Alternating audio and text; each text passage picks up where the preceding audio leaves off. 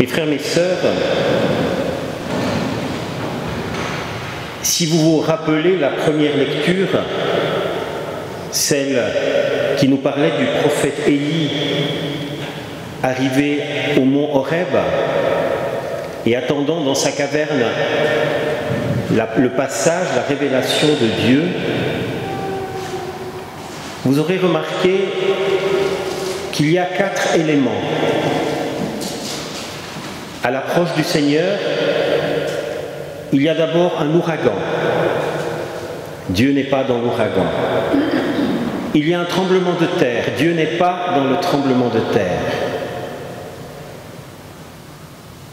Il y a un feu. Dieu n'est pas dans le feu. Et finalement, il y a le murmure d'une brise légère. Là, Élie comprend que Dieu se trouve dans cette brise légère, que cette brise légère, c'est cela qui révèle la présence de Dieu. Il sort, il se couvre le visage avec son manteau, signe d'adoration et de la grandeur de celui qui le rencontre.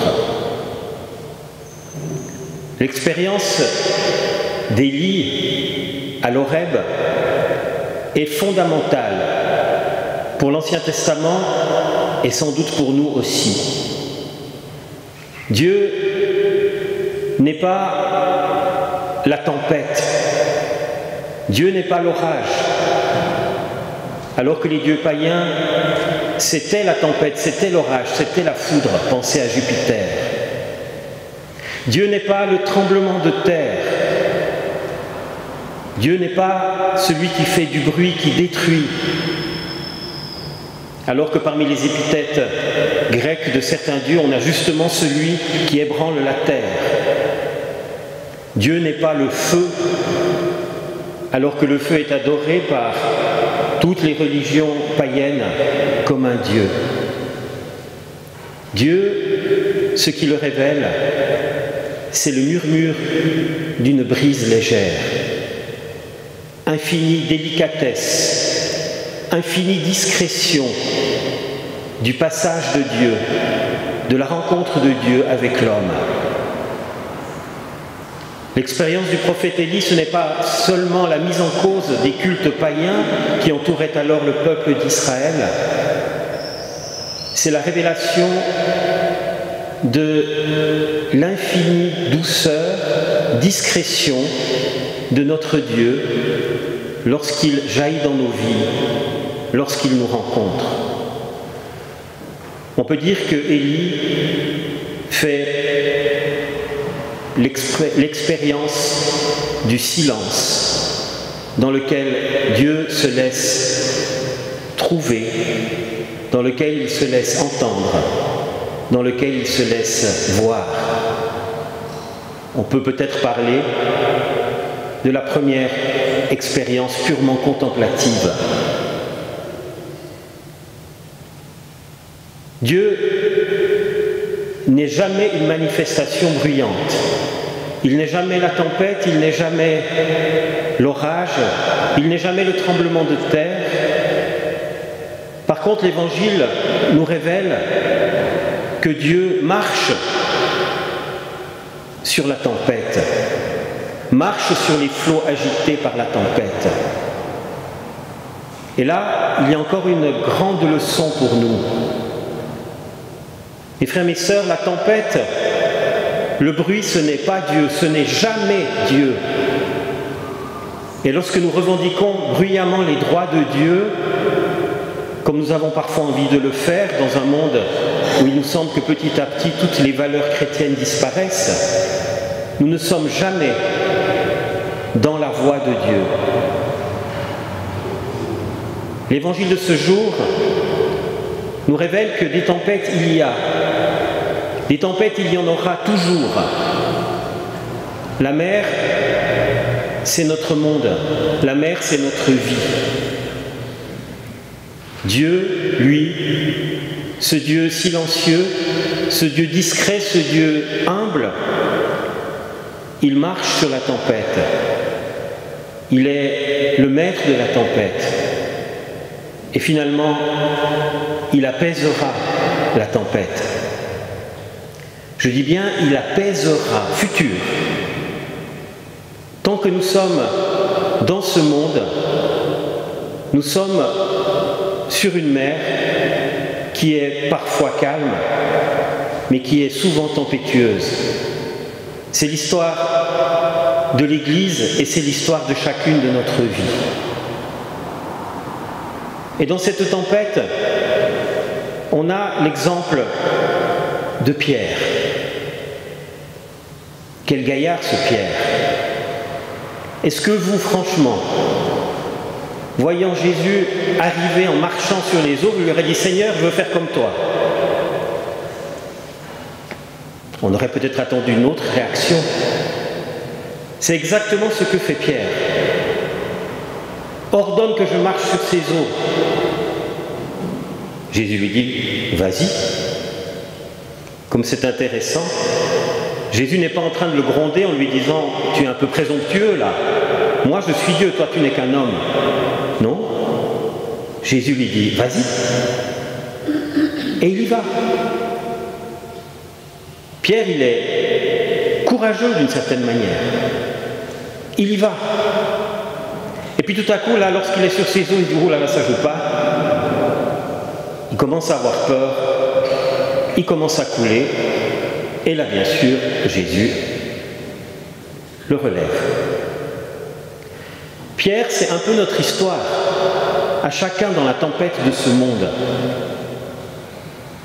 Je pense que chacun d'entre nous, de temps en temps, a envie de se lancer pour résoudre quelque chose, pour arranger quelque chose, pour qu'enfin le monde, l'Église, les autres, ma famille tournent comme je l'entends. C'est parfois un peu présomptueux, mais Jésus nous dit « Vas-y, vas-y, avance ». Et puis lorsque nous sommes lancés, il y a quand même la tempête, ça continue à avoir des vagues partout, à souffler. Tout à coup on se dit « J'aurais pas dû. Où est-ce que j'en suis là ?» La parole que Jésus adresse aujourd'hui à Saint-Pierre, c'est une parole qui nous est adressée à chacun d'entre nous. Homme de peu de foi, pourquoi as-tu douté? Jésus est rentré dans le projet un peu fou de Saint-Pierre, marcher sur les eaux. Saint-Pierre a pris une initiative. Jésus ne condamne pas cette initiative, il l'accompagne. Jésus attend de nous des initiatives, mes frères, mes sœurs. Mais comme dans toute initiative, il y a souvent un moment où on n'est plus bien sûr, où on panique, on ne voit pas comment tout cela va finir. Et c'est alors que les paroles de Jésus à Saint-Pierre deviennent pour nous des paroles importantes. Homme de peu de foi, pourquoi doutes-tu?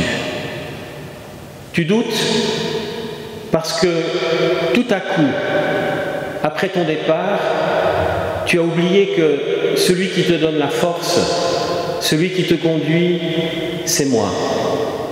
Tout à coup, tu as eu peur parce que tu t'es regardé toi-même et que tu as vu effectivement que c'était trop pour toi, que c'était impossible pour toi. Homme de peu de foi, pourquoi as-tu douté? Je suis là, moi. Je suis là qui t'accompagne dans cette marche un peu folle que tu as commencé à entreprendre. Regarde vers moi. N'oublie pas que celui qui marche sur la mer, agité, et qui te donne le pouvoir, la force d'y marcher, c'est moi. Je suis avec toi, je suis avec vous tous les jours de votre vie. Et frères, mes sœurs, Dieu n'est pas la tempête. Dieu, il est dans le silence, il est dans la discrétion. Mais Dieu est maître de la tempête. Et il nous donne, à nous qui sommes son Église, de pouvoir marcher avec lui sur cette tempête, de pouvoir y faire notre chemin. de pouvoir la traverser avec lui. C'est cela que l'Évangile veut nous dire par cet épisode étonnant. Que le Seigneur renouvelle notre confiance en lui, qu'il nous donne de ne jamais oublier que celui qui est à la barre de nos vies, celui qui est à la barre de l'Église, c'est lui et personne d'autre.